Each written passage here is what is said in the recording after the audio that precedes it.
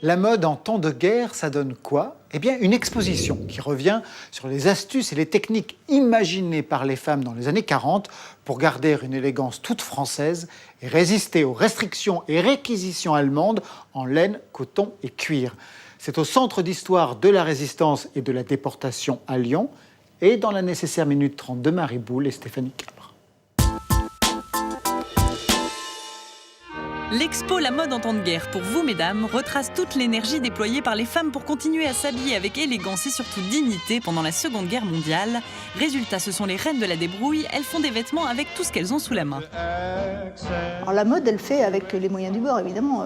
Très vite, les matières premières vont manquer très cruellement. Et donc il va falloir mettre en œuvre, ce qu'on voit derrière nous, des matériaux alternatifs, des matériaux artificiels. Et puis la stratégie, sinon, c'est de faire durer au maximum le peu de vêtements qu'on a, de les transformer éventuellement, de les rafraîchir avec un ruban par-ci. Et tout ça, ça va reposer bien sûr sur le savoir-faire des femmes qui sont en première ligne face aux difficultés quotidiennes.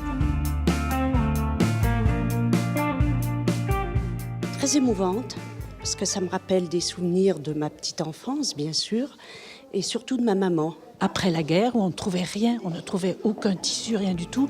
Maman nous faisait des blousons dans des vieilles couvertures et on avait très froid.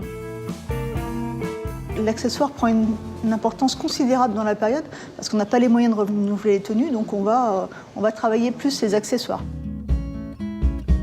Les bonnes idées des unes sont transmises au plus grand nombre à travers le courrier des lectrices ou des rubriques d'astuces dans la presse féminine. Bien sûr, ma maman se peignait les jambes comme ça, puis elle faisait la couture du bas, parce qu'à l'époque, le bas, il avait une couture au milieu et c'était à la mode. Alors, quand il pleuvait, c'était un petit peu gênant, mais bon.